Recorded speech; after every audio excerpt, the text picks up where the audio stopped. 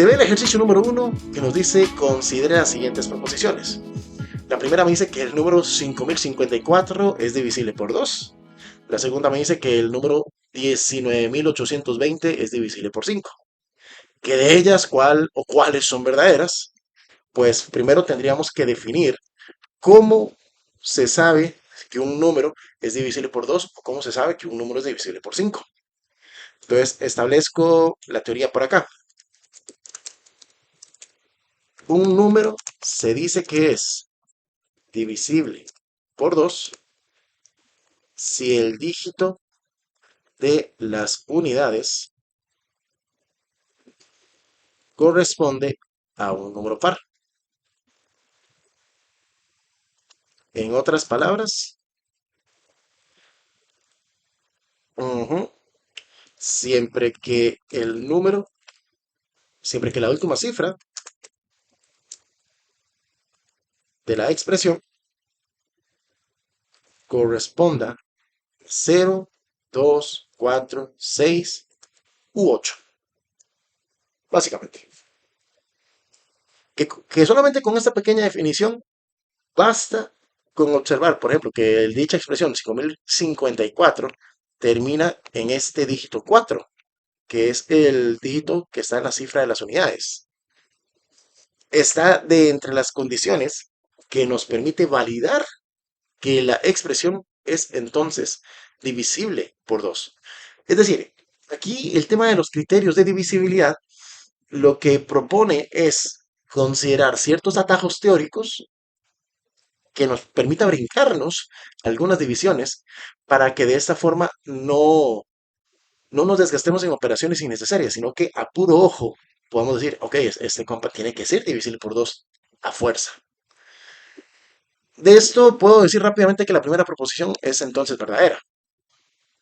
Luego, de la segunda proposición, vamos a revisar entonces las condiciones para que un número sea divisible por 5. Un número, ojito acá, se dice que es divisible por 5 si el dígito de las unidades de la expresión es un 0 o un 5. Es decir, el criterio de divisibilidad para el 5, y esto a título personal lo comento, siempre lo he visto más rápido, más fácil de identificar. En este otro caso, vemos que la expresión que nos dan, el número 19820, termina en 0. Y es una de las condiciones que nos interesa verificar que se dé para poder decir que el número es divisible por 5. Se cumple entonces la condición y por lo tanto podemos dar la proposición por verdadera de forma inmediata. En todo caso, y solamente ahí como una nota, vamos a dar una definición previa.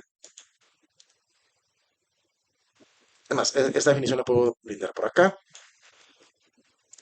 Se dice que un número, no sé, un número n es divisible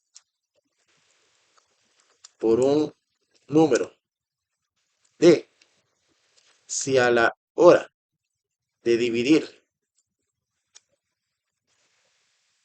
n entre d nos deja un cociente entero y un residuo igual a 0.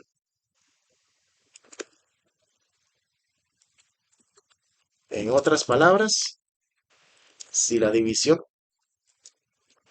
da un resultado, como decimos, exacto.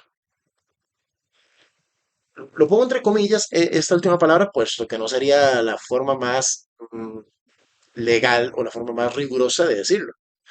Nos bastaría con decir que el cociente, o sea, que el resultado de la división termine dando un número entero. Siempre que se dé eso, ya de ahí basta y sobra para decir que fulano es divisible por sutano. Pero, Vuelvo y lo digo, no hace falta realizar las divisiones en la mayoría de los casos que vamos a ver. Con que se cumplan ciertas condiciones visuales va a ser más que suficiente. De una vez marco opción A, respuesta correcta para este ejercicio número uno. Así que lo dejo por ahí y me permito entonces avanzar al ejercicio número 2, que dice, considere las siguientes proposiciones. La primera proposición dice que 5 y 11 son números primos. Luego me dice que el 8 y el 12 son números compuestos. Ujú. De ahí, pues lógico, me dicen cuáles de ellas son verdaderas. Habría que establecer definiciones otra vez y de paso un par de teoremas sobre los conceptos de números primos y compuestos y ciertas generalidades. Vamos a establecer definiciones. Por ejemplo, un número natural mayor que 1 se dice que es, por ejemplo, primo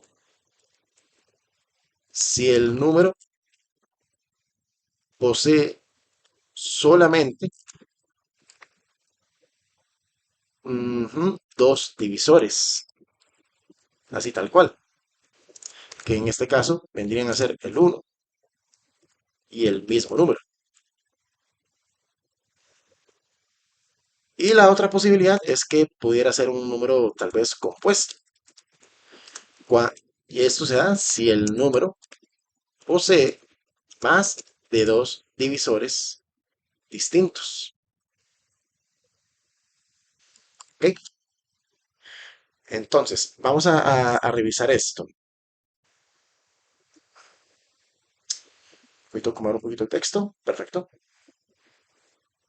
Aprovecho entonces para compartir un par de leyes, un par de reglas generales que podemos utilizar para estructurar y acomodar los límites de esta cancha. Vamos a ver. En el apartado de consideraciones,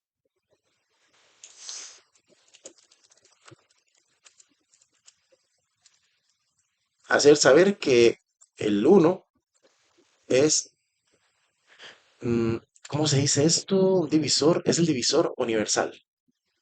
O es un divisor universal. Esto significa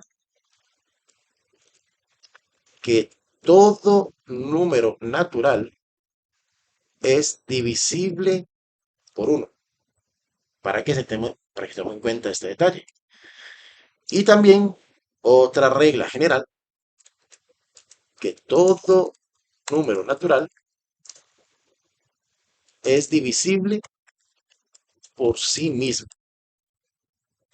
Ok, ya barajando estas reglas, aquí me permito revisar algunos ejemplos para que nos familiaricemos en cuanto si califican como números primos o números compuestos. Y de paso añado unos cuantos ejemplos más que nos va a ser de conveniencia para más adelante. Presento, digamos, números del 2 hasta el 12 para no irme tan lejos. O bueno, tal vez podría añadir el 13. 2, 3, 4, 5, 6, 7, 8, 9, 10, 11, 12. Creo que el 13 también puedo usarlo, puedo aprovecharlo. Opa, me está sobrando mucho espacio. O estoy acaparando mucho espacio, mejor dicho.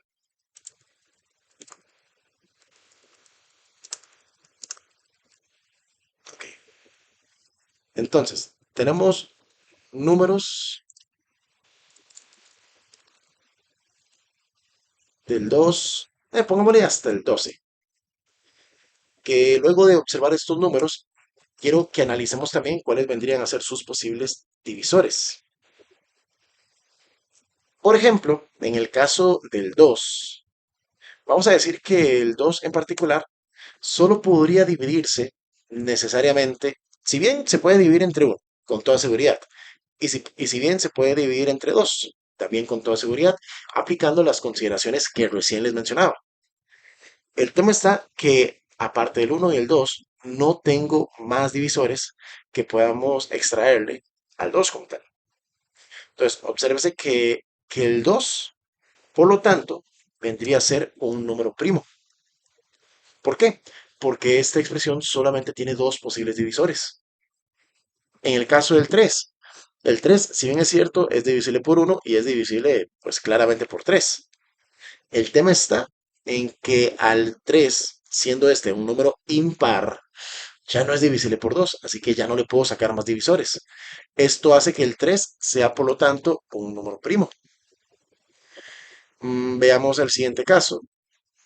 Por ejemplo, respecto al 4, con el 4 sabemos que el 4 va a ser divisible por uno con toda seguridad y también va a ser divisible por 4. O sea, todos los números van a tener por lo menos esos dos divisores certeros, fijos.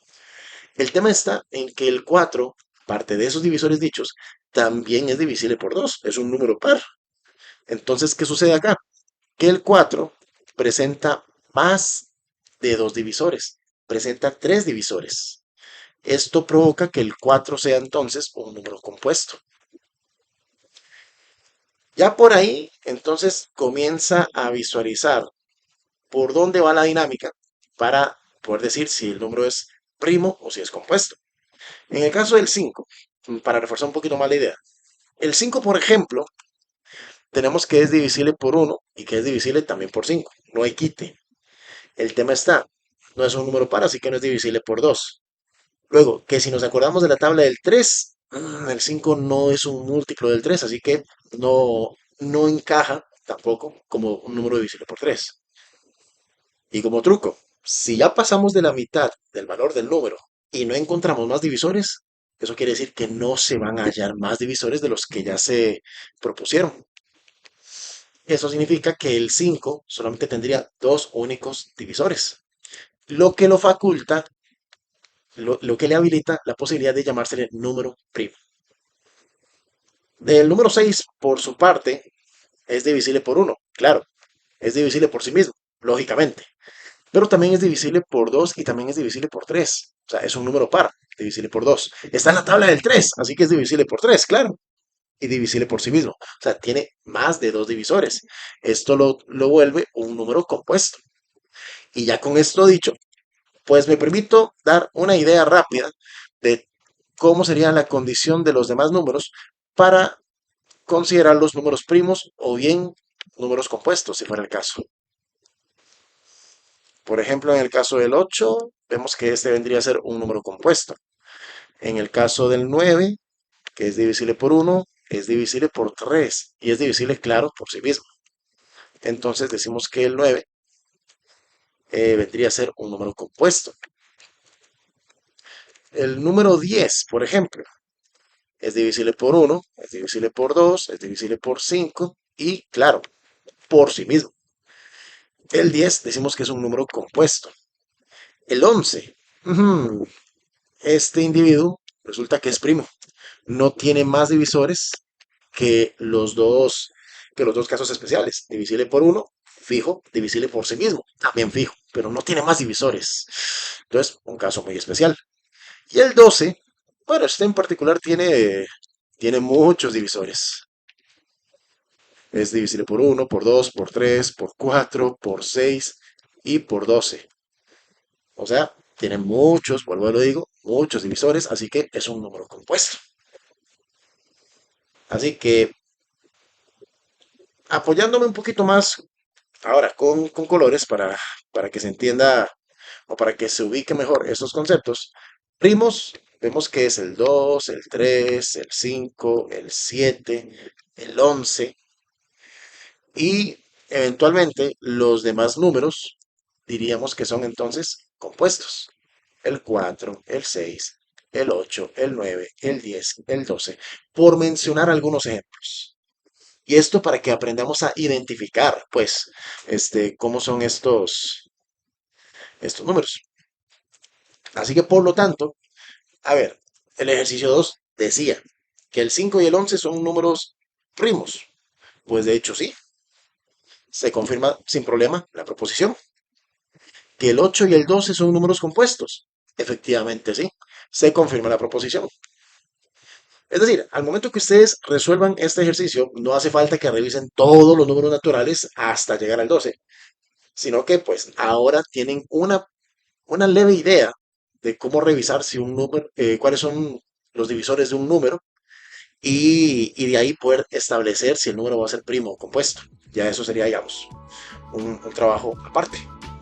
¿De estas proposiciones resultan verdaderas? Pues para el caso, decimos que ambas. Dos divisores primos del 21 corresponden a ¿cuáles?